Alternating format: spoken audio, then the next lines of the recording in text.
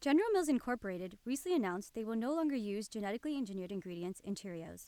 Michael Seminis, a General Mills media spokesperson, says non-GMOs are simple and easy to use for Cheerios because of its unique and simple character, but not as simple for other General Mills cereal. There are other companies, including Ben & Jerry's, who say they will use non-GMOs, but one expert at the University of Georgia says non-GMO labeling is simply a fad. Dr. Wayne Parrott is an expert and professor in plant breeding and genomics at UGA. He warns consumers to be wary of those that support food labeling. Kind of offends me that they're misleading the public.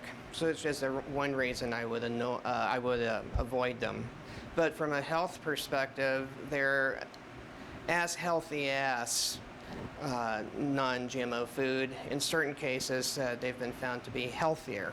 Dr. Parrott adds, GMO, or genetic modification in plants, is a process, not a product, where genes from wild plants are implanted into regular plants to promote resistance to pesticides and insecticides. Dr. Wayne Parrott's research is conducted in green rooms with plants just like this one, and at the Parrott Lab located right next door at the Institute of Plant Breeding, Genetics, and Genomics. But the labeling advocates believe that the GMO controversy is not a matter of science, experiments, and test tubes. It's simply a matter of us knowing what's really in our food.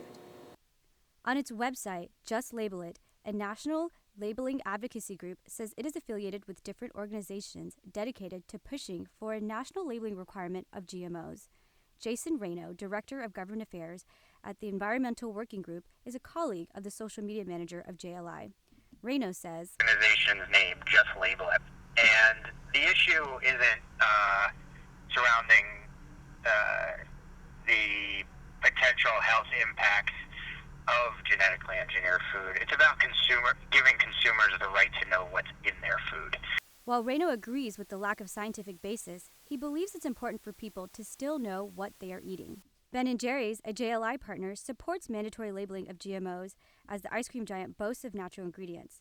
But natural comes at a price. Now it's a local movement, it's in the know, the Big O, the organic farms. While the labeling controversy is two-sided, the science behind GMOs remains consistent among the experts. This is Geetha Parachu, Grady News Source.